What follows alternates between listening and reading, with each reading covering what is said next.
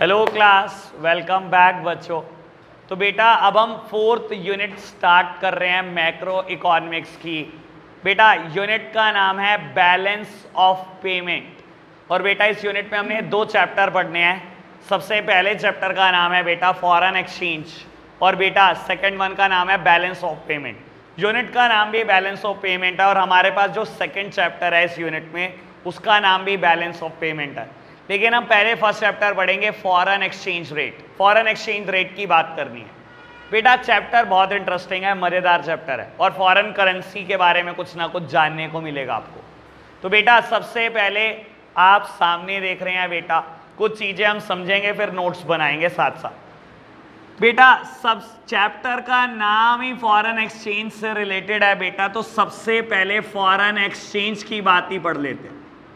Foreign exchange क्या चीज होती है बेटा, आपको बता देता हूं। फॉरेन एक्सचेंज या फॉरेन करेंसी दोनों एक ही बात है। फॉरेन एक्सचेंज बोल लो बेटा, चाहे फॉरेन करेंसी बोल लो, फर्क नहीं पड़ता, एक ही बात है। लेकिन बेटा देखो कुछ चीजें हमें पता होती हैं लेकिन उनको डिफाइन करना बड़ा मुश्किल हो जाता है कि इसको डिफाइन कैसे करेंगे। पेपर में आ गया 1 मार्क, फॉरेन एक्सचेंज क्या होता है, क्या लिखोगे? फॉरेन करेंसी, बस खत्म।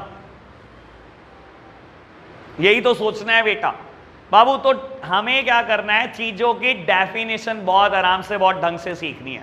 ठीक है जी, तो मैं लिखना शुरू करता हूं। क्या है foreign exchange? All the currencies other than the domestic currency of a given country.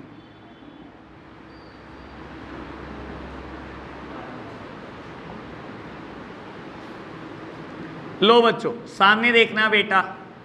बाबू मैं बात कर रहा हूं फॉरेन एक्सचेंज की, अभी नहीं लिखना बेटा, मैं लिखने का टाइम दूंगा, कोई भी नहीं लिख रहा अभी। बाबू सामने देख रहे हैं आप, समझ रहे हैं चीजों को। पहले फॉरेन एक्सचेंज क्या होता है, सिंपल भाषा में बोलूं तो फॉरेन करेंसी। और बेटा इसको मैंने कैसे डिफाइन करा, all the currencies other than the domestic currency of a given country. मेरे लिए बेटा गिवन कंट्री इज इंडिया और हम सबके लिए बेटा गिवन कंट्री इज इंडिया। उसकी करेंसी को छोड़ दो, बाकी सारी करेंसी फॉरेन एक्सचेंज। सिंपल भाषा में ये मतलब, ठीक है ना। इंडिया की करेंसी यानी कि रुपी को छोड़ दो बेटा, उसके अलावा जो कुछ बच गया बेटा वो सब फॉरेन एक्सचेंज है। ठीक है ना बेटा। एग्जाम्पल के तौर पर बात करें बेटा तो डॉलर आप सबका हम सबका फेवरेट, ठीक है ना, इससे तो सब फैमिलियर हैं बेटा। ये क्या होता है? It is a Japanese yen बेटा, ये जापान में चलता है, ठीक है ना बेटा। उसके बाद ये बेटा यूरो है बेटा, सारी यूरोपियन कंट्रीज में चलता है। ये बेटा ग्रेट ब्रिटेन पाउंड है बेटा, या आप इसको स्टर्लिंग भी बोलते हैं, कुछ लोग प्यार से इसको पाउंड है बेटा, चाहे आप स्टर्लिंग बोल लो इसको। तो बेटा ये सब फॉरेन एक्सचेंज के या फॉरेन करेंसी के एग्जाम्पल हो सकते हैं। ठीक है जी, और बहुत हो सकते हैं लेकिन हमें पीएचडी थोड़ी करनी है इसमें अभी, ठीक है ना। धीरे धीरे जानते जाएंगे इनके बारे में। बेटा एक बात ये बताओ, सबसे महंगी करेंसी कौन सी है? यूरो, दिनार। कौन बोला? बहुत बढ़िया भाई, दिनार सबसे महंगी करेंसी है, अप्रोक्सीमेटली 240 रुपए। हाँ जो भी होगा 256 अराउंड, ठीक है ना। 250 रुपए के आसपास है बेटा। 1 रुपया 250 रुपए की एक है बेटा, तो आप समझ सकते हो। ठीक है ना बाबू, बात समझ में आई। फॉरेन एक्सचेंज क्या है? All the currencies other than the domestic currency of a given country. हमारे लिए गिवन कंट्री इंडिया, उसकी करेंसी छोड़ दो, बाकी सब क्या है बेटा? फॉरेक्स है। ओके बात बेटा, प्यार से मैं इसको पूरे चैप्टर में कभी फॉरेन एक्सचेंज बोलूंगा ही नहीं, मैं बोलने वाला हूं इसको प्यार से फॉरेक्स, ठीक है ना। और आप देखते हो बेटा बहुत सारे बैंकों के बाहर भी यही लिखा होता है वर्ड फॉरेक्स, कोई नहीं बोलता फॉरेन एक्सचेंज इसको ढंग से, ठीक है ना बेटा। FOR यहां से उठाया इन्होंने, एक्सचेंज में से EX उठाया, ठीक है ना बाबू। और आपका फेवरेट वर्ड भी है ये तो। चलो जी आगे बढ़ना बेटा, बात करते हैं फॉरेन एक्सचेंज रेट की। बड़े खुश हुए भाई। शिवम फेवरेट वर्ड नहीं है क्या ये तेरा? अच्छा ठीक है, होगा, ठीक है। लो जी बेटा बात करते हैं फॉरेन एक्सचेंज रेट की, ठीक है जी। हमने फॉरेन एक्सचेंज की बात करी है, फॉरेन एक्सचेंज रेट क्या होता है बाबू इसकी भी डेफिनेशन देखते हैं, फिर एनालिसिस करते हैं, फिर लिखना शुरू करेंगे, ठीक है ना। आधे बच्चों को चैन नहीं आ रहा, लिख ही जा रहे हैं। वृंदा, हाँ अभी देखो कॉपी दे रही, फिर गंगा को क्या लिख लिख के बता रही है तू? यही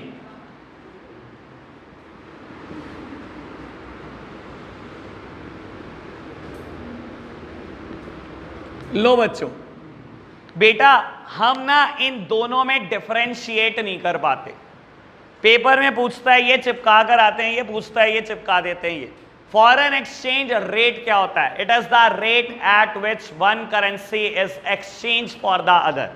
यानी कि मैं सिंपल भाषा में बोलूं ना बेटा, एक करेंसी के प्राइस को दूसरी करेंसी से टाई अप करना, एक करेंसी के प्राइस को एक्सप्रेस करना दूसरी करेंसी के टर्म्स में, ये होता है फॉरेन एक्सचेंज रेट। बोलने के लिए हम बोल सकते हैं बेटा $1 इज इक्वल्स टू ₹73। बेटा it is a foreign exchange rate, ये कोई फॉरेन एक्सचेंज नहीं है बेटा। फॉरेन एक्सचेंज क्या होता है? सारी foreign currency. Foreign exchange rate क्या होता है? जब हम किसी करेंसी के प्राइस को दूसरी करेंसी की टर्म्स में एक्सप्रेस करते हैं, ठीक है ना बेटा। मैंने क्या किया बाबू, मैंने डॉलर के प्राइस को रुपी के टर्म्स में एक्सप्रेस करने की कोशिश करी, ये है फॉरेन एक्सचेंज रेट। और कुछ भी हो सकता है बेटा, मैं ऐसे भी बोल सकता हूं बेटा 1 स्टर्लिंग इज इक्वल्स टू $2, ठीक है ना बेटा। और अगर यहीं से मुझे रुपी के सेंस में डिस्क्राइब करना हो बेटा, तो कैसे लिखूंगा? ये अपॉन में ले जाओ, बस कुछ भी नहीं करना बेटा। 1 rupee is equals to 1/73। Simple बात, ठीक है ना। फॉरेन एक्सचेंज रेट क्या है? It is the rate at which one currency is exchange for the other. It is the rate at which one currency is expressed in terms of other, ठीक है ना। बात clear? Foreign exchange term clear, foreign exchange rate clear. Note down करना start करेंगे। तो बेटा अब हम अगला टॉपिक स्टार्ट करेंगे, नाम है उसका करेंसी डेप्रिसिएशन। लो जी, लो बच्चों करते हैं बात स्टार्ट। बेटा टॉपिक का नाम है करेंसी डेप्रिसिएशन। और बेटा देखो, अगर वर्ड आ ही गया डेप्रिसिएशन, दैट मीन्स कुछ ना कुछ तो डिक्रीज होने ही वाला, ठीक है ना। कोई तो करेंसी गिरने ही वाली है बेटा, नाम है करेंसी डेप्रिसिएशन।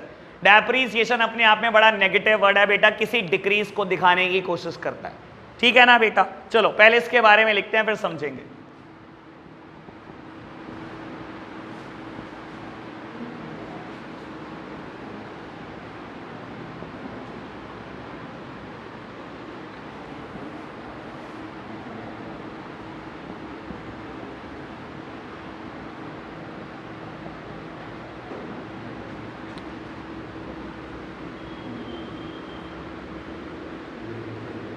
लो बेटा सामने देखना बाबू, टॉपिक का नाम है करेंसी डेप्रिसिएशन। मैंने लिखा है it means decrease in the value of domestic currency in terms of foreign currency.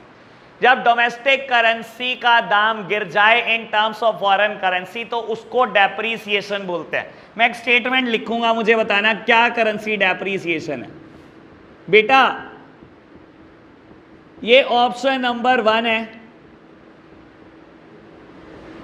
और ये ऑप्शन नंबर 2 है। आपके हिसाब से ऑप्शन नंबर 1 करेंसी डेप्रिसिएशन है या 2? 1 या 2? 1 के साथ साथ कौन है और 2 के साथ साथ कौन है? गधे हैं सारे 2 वाले, और क्या पढ़ते उड़ते तुम कुछ हो नहीं, और क्या। लो सुन तो लो, ह्यूमन टेंडेंसी है, हमने ये सोचना ही सोचना है बेटा। अच्छा पहले 70 अब 68, ये डेप्रिसिएशन हो गया, यही सोचा हमने।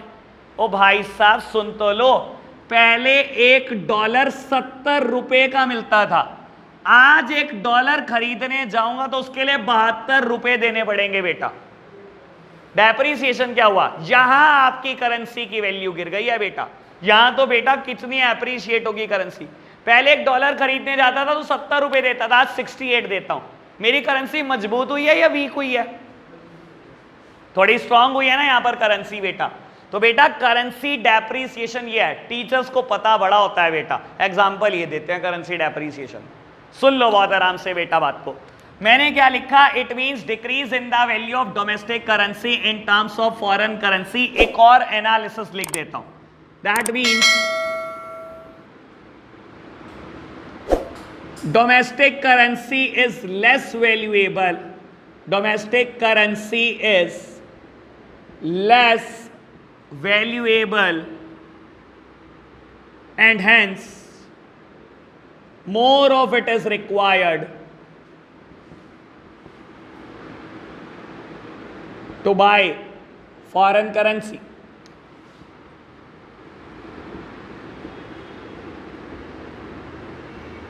लो जी बेटा, मैंने क्या लिखा, मैंने एनालिसिस भी लिख दिया इसका।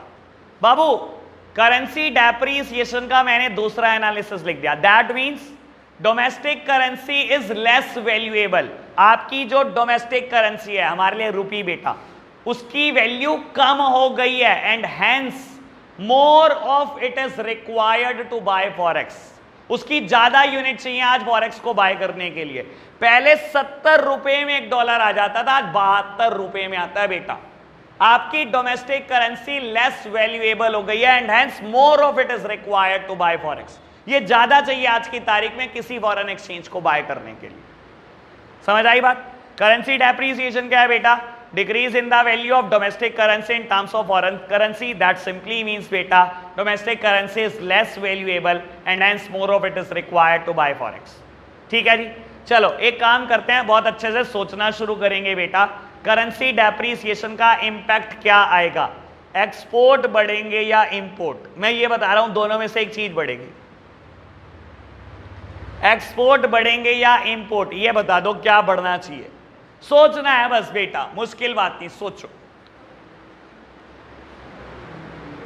लॉजिक जरूर देना बेटा, दिल नहीं कहना चाहिए। Indians are very emotional. मेरा दिल कह रहा है अच्छा ई से स्टार्ट हो रहा है, ई अच्छा वर्ड है, एक्सपोर्ट बढ़ेंगे, ऐसे लॉजिक देते हैं इंडियंस। हाँ जी अनुराग, क्या कह रहा है तेरा दिल? हाँ और क्या, लॉजिक थोड़ी बताया तुझे। एक्सपोर्ट या इंपोर्ट? इंपोर्ट। सर है कोई लॉजिक वाला जो बताना चाहे? बेटा बता देता हूं, करेंसी डेप्रीसिएशन का इंपैक्ट होता है एक्सपोर्ट बढ़ जाते हैं ऑटोमेटिकली। आपने कुछ नहीं करा, एक्सपोर्ट बढ़ गए। क्यों, कैसे बढ़ गए बेटा? हमें तो एनालिसिस करना है ना, कैसे बढ़ गए। बेटा मैं बोलता हूं पहले कोई इंसान अगर इंडिया आए, ठीक है ना, सामान खरीदने यूएस से, ठीक है ना, $1 लाख लेके आता पहले, तो कितने का सामान मिलता? $1 लाख लेकर आया इंडिया में सामान खरीदने, कितने का सामान मिलता? 70 लाख। 70 लाख का ही तो सामान मिलता उसको। आज आया $1 लाख लेकर, अब कितना सामान मिलेगा इंडिया से? 72 लाख। 72 लाख का सामान ले गया, आज भी $1 लाख लाया था।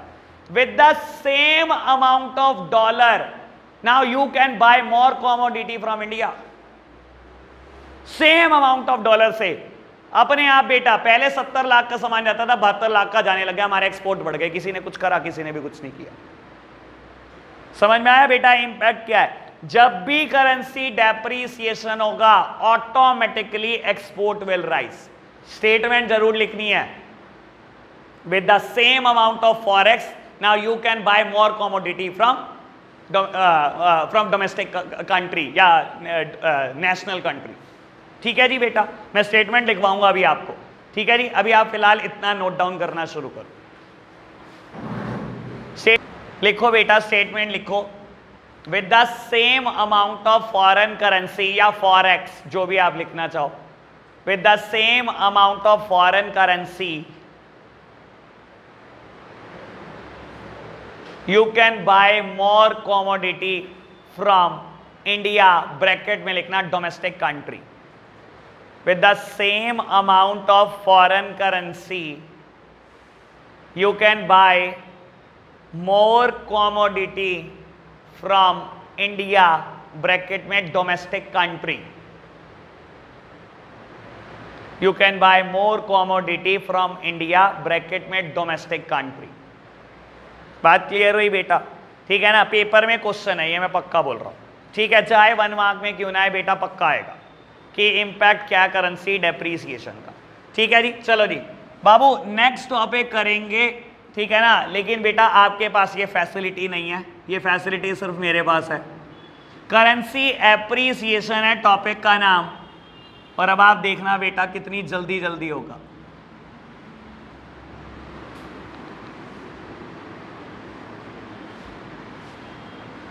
खत्म खत्म बाबू खत्म। लो जी बेटा, करेंसी एप्रिसिएशन है टॉपिक का नाम। मैंने बेटा सिर्फ वर्ड अपोजिट कर दिया और कुछ भी नहीं किया। क्या लिखा हमने? It means increase in the value of domestic currency in terms of foreign currency.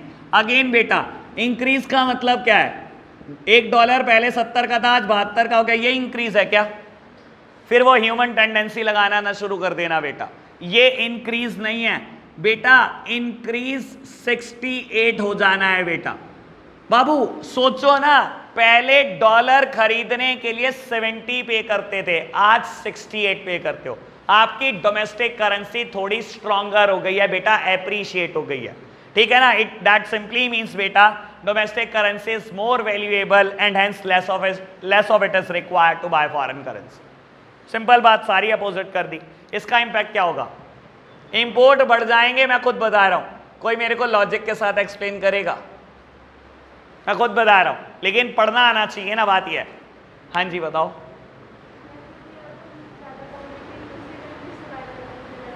मेरे को तो यहां से समझा दे, अमाउंट लेकर एक, मुझे तो मजा तब आएगा यहां से आप अमाउंट लेकर बात समझा दो जैसे मैंने समझाई थी। सर सोचें, लो आज अब थोड़ा अपोजिट सोचते हैं। हाँ जी मैडम, जैसे मर्जी।